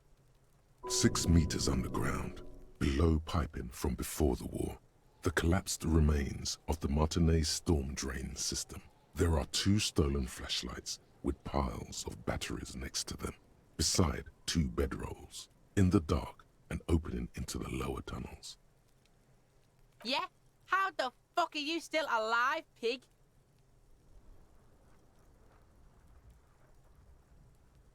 What? His posture changes. The swaying rooster motion stops for a second. Then he gets it going again, reorienting himself. Fuck right. Kuno's dad was sleeping like a bum. Kuno told ya. Kuno's dad doesn't give a shit about anything. Fucking breaking and entering shit. That's nothing to Kuno's dad. You got lucky, pig. Kuno knew this. Kuno's fucking violent fiend dad's been drinking hard lately. Kuno knew you have a way in. Narrow window. Kuno window. Kuno's not fucking trying to be tough. This shit is real. Kuno's fucking violent dad's gonna be a vegetable. Kuno knows that shit. Stroke shit. Stomach fucked up, and Kuno's gonna go out like that too. Gonna be just like Kuno's violent dad. Speed shit, crime shit, fucking on the bed. Go out West Revachol style. Stop saying all this sad shit, Kuno. There's a touch of grief in there. Fuck are you talking, sad? Kuno's got hard shit, death shit, nothing shit. Get your fucking nun-ass out of here before Kuno fucks it dead. You think 'cause you took Kuno's speed, Kuno's gonna sub like a turn into... Kuno ain't turning into shit. Kuno is that shit. Kuno won! Oh, you won, Kuno! He did not win. There is a crack in there now, and it's spreading across the face of his certainty. Yeah, so fucking what? Fuck are you talking to Kuno about that kiddie shit? He's trying to fuck you again. Fuck out of here. Kuno knows it's fucking lame. That's why Kuno changed it. Kuno can change his name into anything. Gonna change my name into... Don't change your name into that, Kuno. Fuck right there, where? Fucking 3 years or some shit. Yeah, that's right. Kuno's dad doesn't give a shit about that electricity and light shit. Just wants to pound on people and drink. That's right, it's a shithole. Kuno's gonna move underground, Leroy shit, ancient shit. Kuno's gonna live in a fucking catacomb. Yeah, in a tomb, Kuno. That didn't change shit, pig. That only made things worse. Fucking social worker shit. It doesn't work, pig. It doesn't work, Kuno. Only our shit works. She must repeat it. Use every chance to confirm that version of reality. Kuno doesn't fucking care.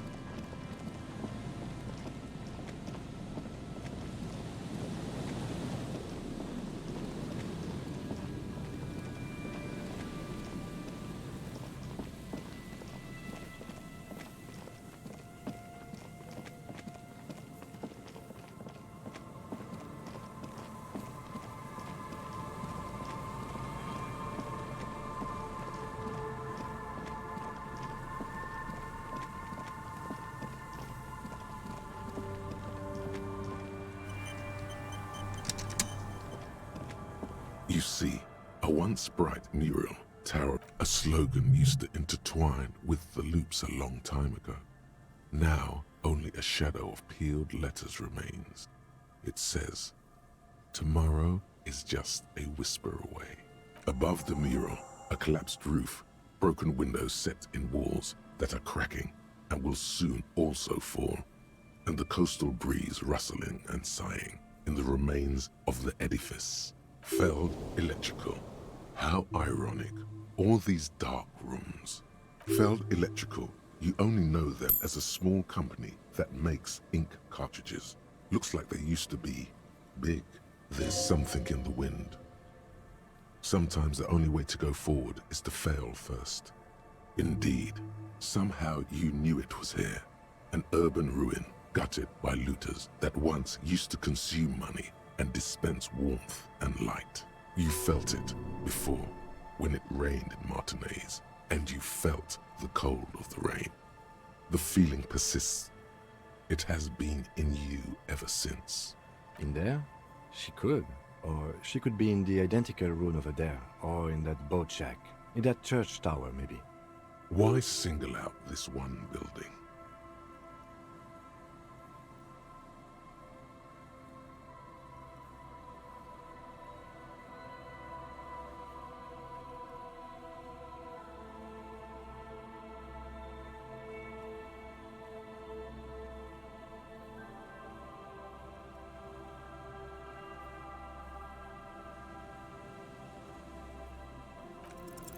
Suddenly, all is quiet.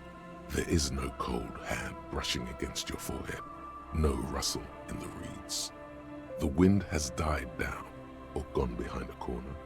You only hear distant waves washing the coast. The ruin in front of you is silent as a tomb. Trying to talk to the wind, the city, whatever you thought would happen, did not. And now you're just standing there in the dusk hour, with your hands fallen to your side. Is trying to talk to the city something you've done before? Is it in your secret repertoire? A trick for when you're out of ideas? How do we? I was really hoping she'd be in the village. Okay. She's probably north of the village, and this place is a peninsula.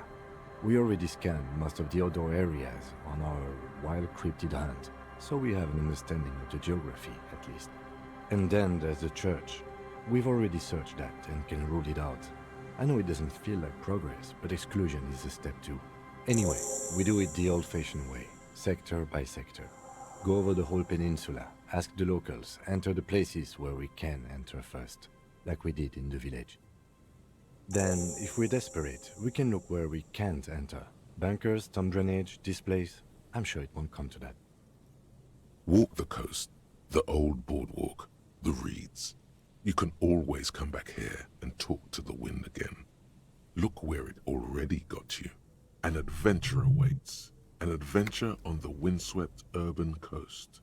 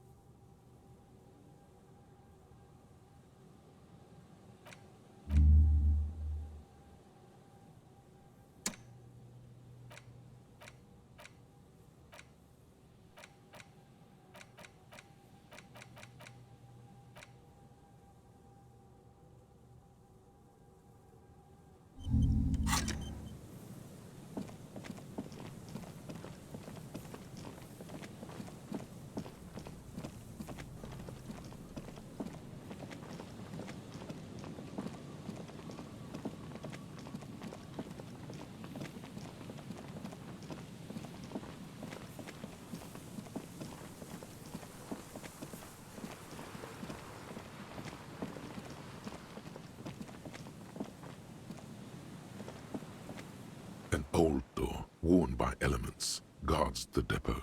The wind has blown a sand dune in front of it.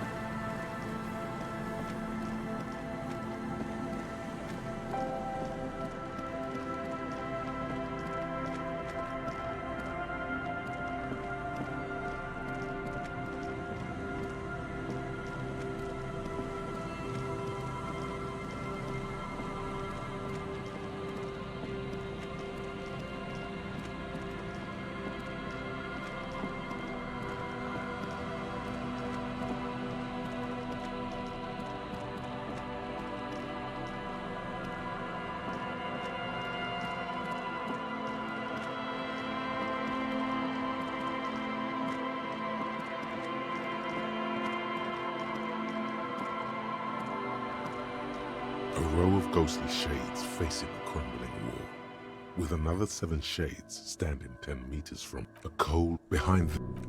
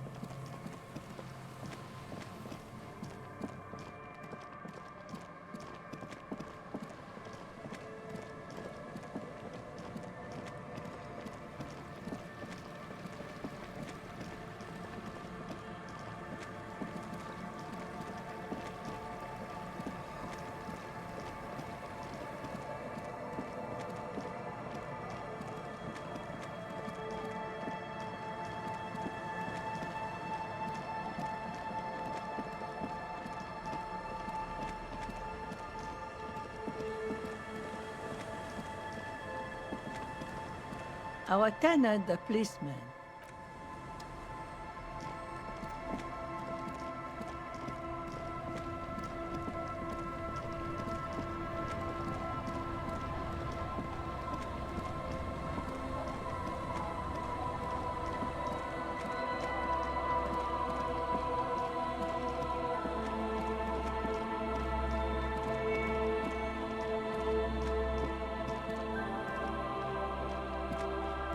Tequila sunset.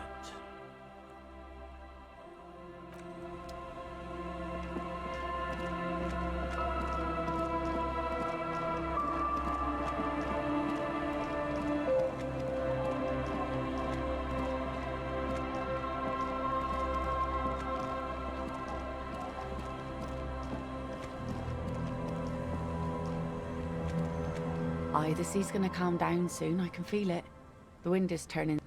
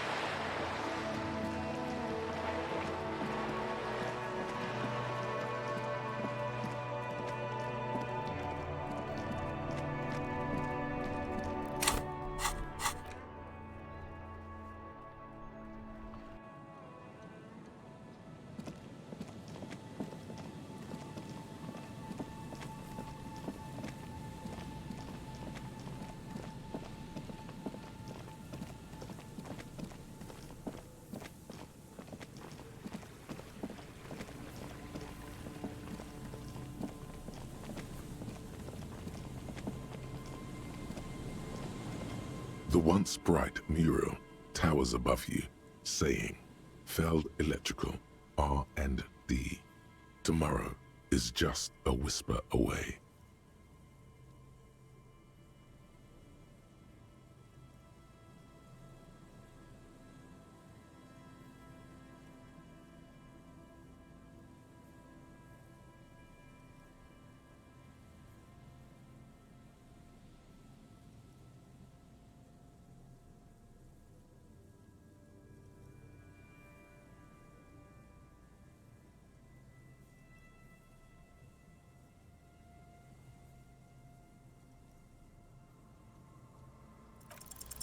Suddenly, there's a sigh, carried on the molecules around you, moving, flowing from high pressure to low pressure, like that of a woman emptying her lungs. She wraps the collapsing stone box in front of you in her breath, flowing through it, in through the collapsed roof, flowing down a concrete staircase to the basement, sweeping away footprints in the dust on the stairs, and then the beach below the boardwalk. Its winding tunnels, a whisper away. She's down there. Okay. Why?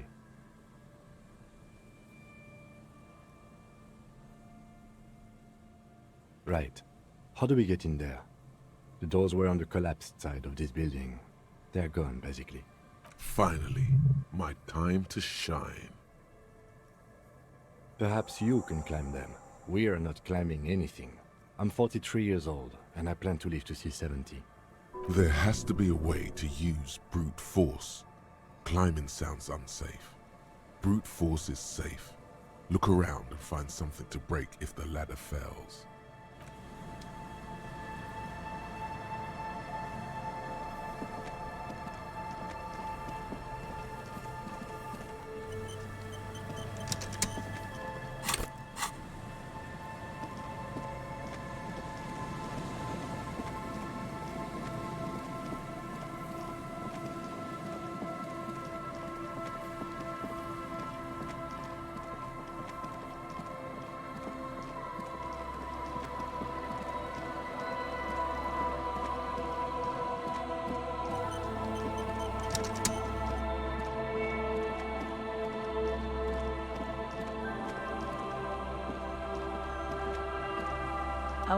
What?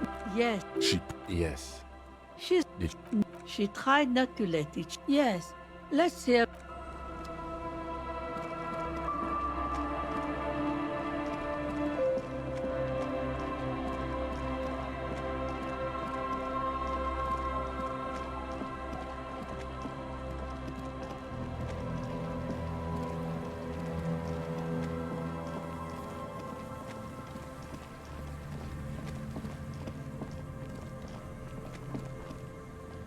An old pipe peeks out from beneath the rotten boards of the boardwalk. Could this be an alternative path into the Feld building? A building like this must have multiple doors serving various functions. Perhaps a basement access. Your eyes slowly begin to adjust to the darkness inside the drainage pipe.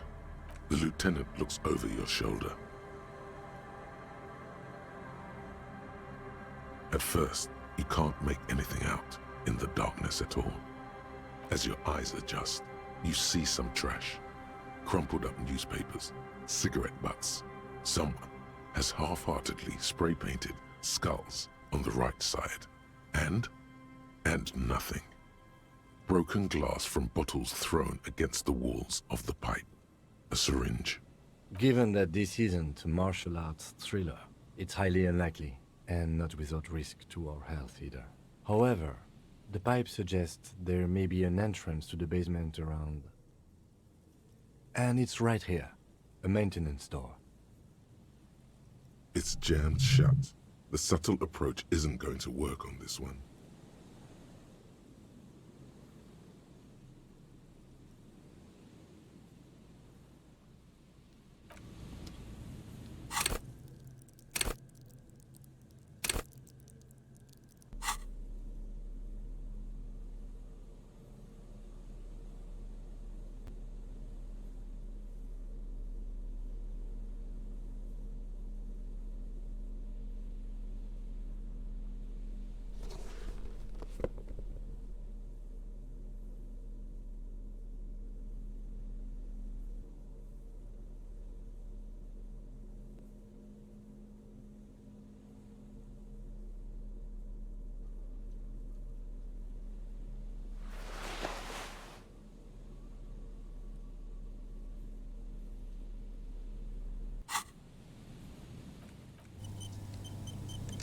Behind the pipe, the maintenance door, rusted shut and half sunken in sand. The metal doors are heavy and the flaking rust hurts your palms. But together with the lieutenant, you manage to slide them open just enough to squeeze in. Good work. Shall we?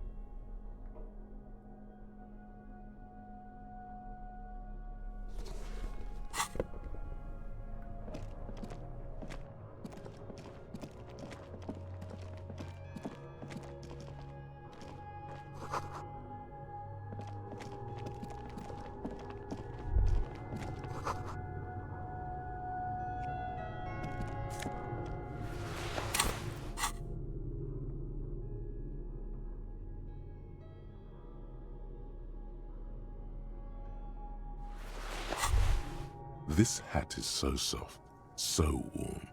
It wraps around your head, and your mind tingles with all manner of socio-economic theory. Kraz Mazov would have worn this, Yushenka. Mazov knew where to cook those thoughts. That's why it bears a Mazovian logo. Glory to the revolution, comrade. Whether you like it or not, wearing this hat has made you more communist.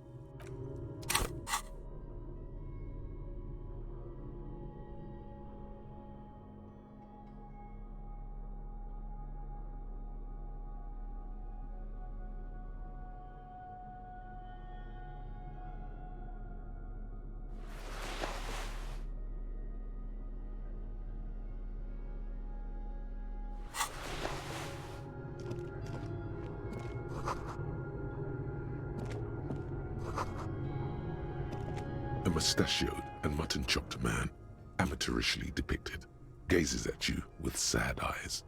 A plaque reads, K. Mazov. There is a spiderweb in the lower left corner of the portrait. Years' worth of dust is shaken off. The full head of hair, matched by an ample moustache and sideburns, look a bit silly. Someone crouches, heels digging into wet sand. Hands sweep across the sand. Grains sticking to the frayed skin of the fingertips. An old man sits on a slab of concrete and taps his fingers against the glass of a scope. You shudder.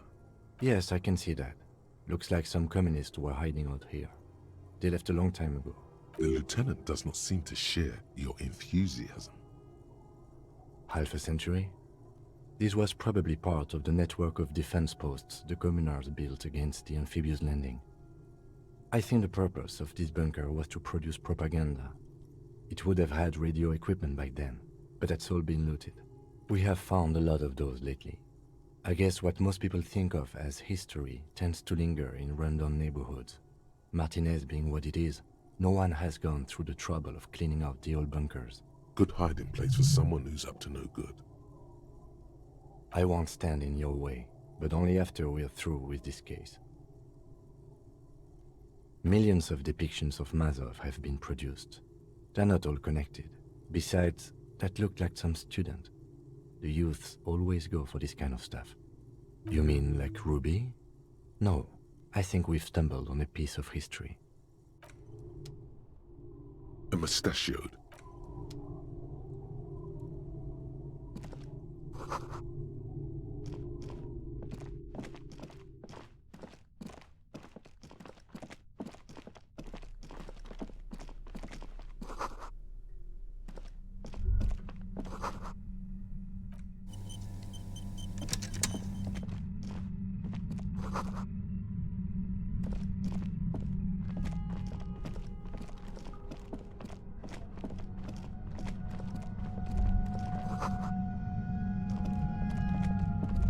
There it is again, like a swarm of hornets buzzing under your scalp.